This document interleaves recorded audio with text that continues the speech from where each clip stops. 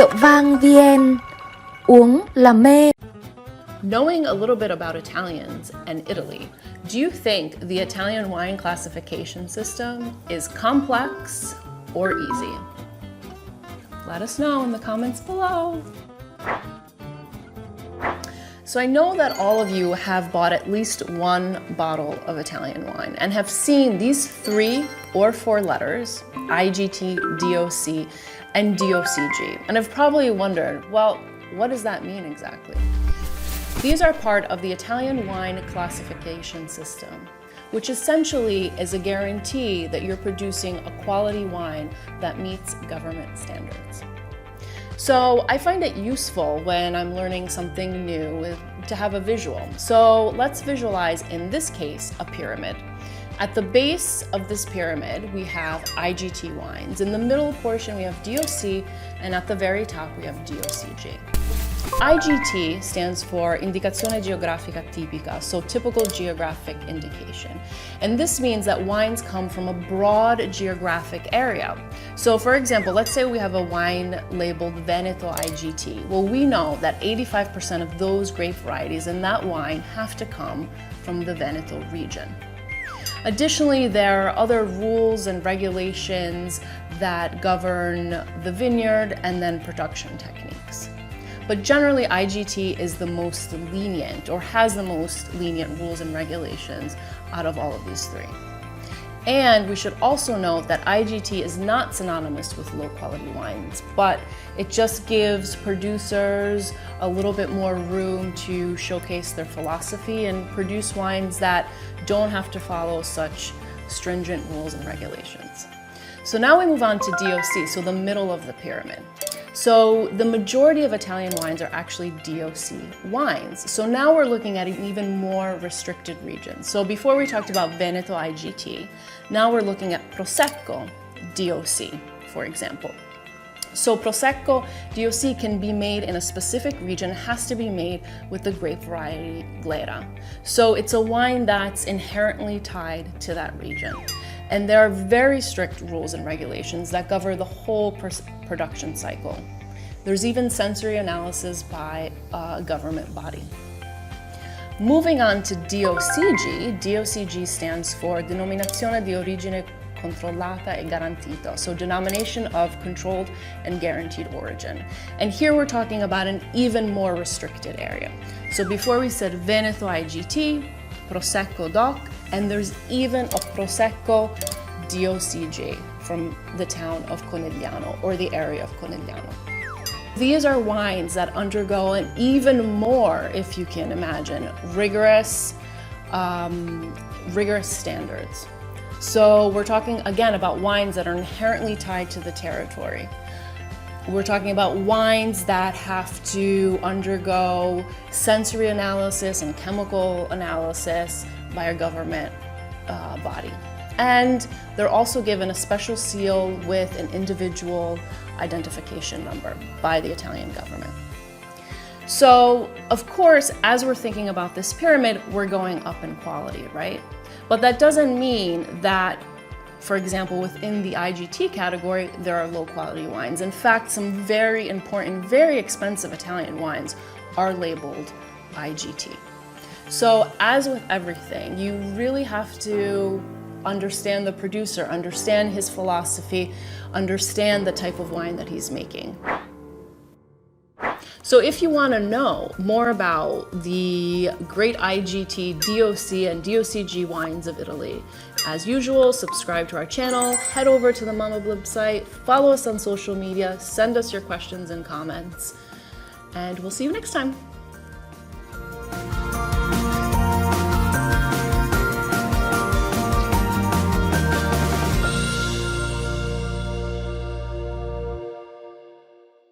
Started. These are great wines to try. These are all Italian red wines that sort of represent the classic Italian style that we have grown to know and to love. They're all really affordable, ranging from about 10 bucks a bottle to about $25. So you don't have to spend a lot to get into Italian wine. If there is one grape variety you absolutely must know, it's Sangiovese. And our first wine is exactly that. It comes to us from Tuscany, from the region of Chianti, and specifically Chianti Classico. Okay, this wine looks to be about a medium red color. I can see through it. On the nose, raspberry sauce, tanned leather, fresh thyme, red currants, and smells like a wet terracotta pot. Let's give it a taste. Woo!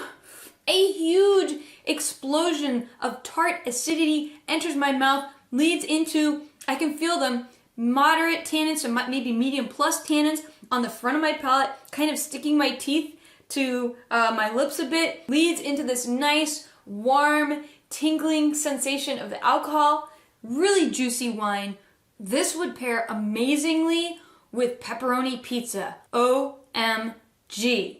For our second wine, if you live in Milan or Turin, you know it as your weekly daily drinker, Barbera. This wine is a medium purple color. On the nose, huge flavors of plums, black currants, black licorice, subtle notes of violet, and dried herbs. Let's give it a taste. Woo! Another explosive, acidic wine right up front. Huge flavors, more in the sweet fruit spectrum. Tannin-wise, much lower than Sangiovese.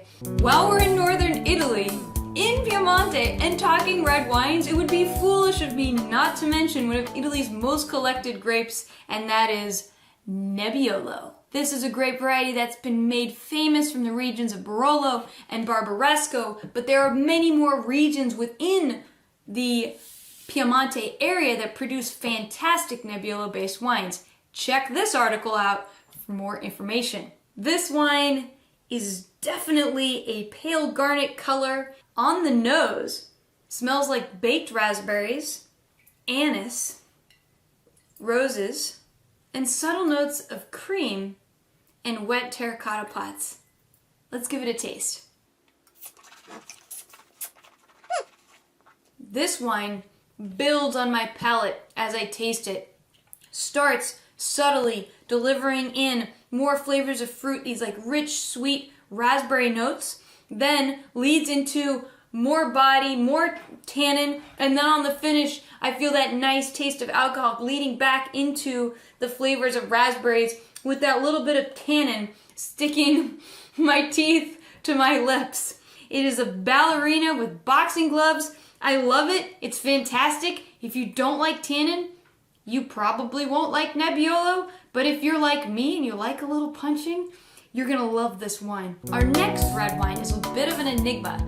It produces some of Italy's greatest, most famous, expensive red wines, and also their greatest, cheapest values. And that is the IGT, aka the Super Tuscan. See, Italy has a classification system where if you don't use grapes to make your wine that are indigenous to that region, then you get boop, boop, boop, declassified to IGT status. There were a few producers doing that and blending in French grapes such as Cabernet Sauvignon and Merlot and making interesting tasting wines. That created the interest for IGT, but you can still find great values in this category, and that's exactly what this wine is. Color-wise, it looks to be a medium ruby, a almost deep ruby color. On the nose, roasted black cherries, baked plums, tanned leather, and terracotta pots, baby. Let's give it a taste. On the palate, the body feels a lot richer with flavors of that cherry leading more into tart cherry to plum. Then I have this nice mouth-filling palate, medium tannins, maybe even on the lighter side, and that alcohol level again brings forward, matches the acidity in my mouth. Overall, acid-wise, it feels a little bit lower than the other wines we were tasting. And for $12 a bottle that I spent on this wine, fantastic value. Our last wine of the tasting comes to us from Sicily. Sicily, despite the fact that nobody ever talks about it, actually produces some of the most wine in all of Italy. a lot of sommeliers are freaking out about Nerello Mascalese coming from the region of Etna Rosso on the foot of Mount Etna, a live volcano. Color looks to be a medium garnet on the nose. Wow. Weird. Sweet, red, maraschino cherries, violets, peony stems, and then these really interesting minerally notes of like granite, crushed rocks, and chalk. Let's give it a taste. On the palate, this wine, of the bunch of them, has a really interesting taste profile. Instead of an explosion up front, it slowly builds over time onto my palate. I get those flavors of red cherries. They lead into this chalky tannin structure on the middle of my palate and then finish with this like granite, gravelly, sort of sweet cherry and alcohol thing all at the same time in my mouth. More on the sweeter fruit side, so I feel like American wine drinkers would be keen on this grape. Reminds me sort of Pinot Noir, but just with a little bit more tannin. Very, very fun. Etna Rosso. Live volcano mountain wine. Super awesome to taste in Sicily. Dig around there, you'll find some great values. Etna Rosso is already pretty popular, so this wine was $25. But I've got to say, Italian wines, you're going to find different styles from the top of the boot all the way down from the heel to the toe and beyond. So that's our tasting, folks. If you want to learn more about it, I highly recommend looking into a copy of Wine Folly Magnum Edition, the Master Guide. We have an entire section in this book on Italian wine. Anyway, until next time, I love you guys. What are you drinking? What should we be drinking next? And if I can get my hands on it, I will.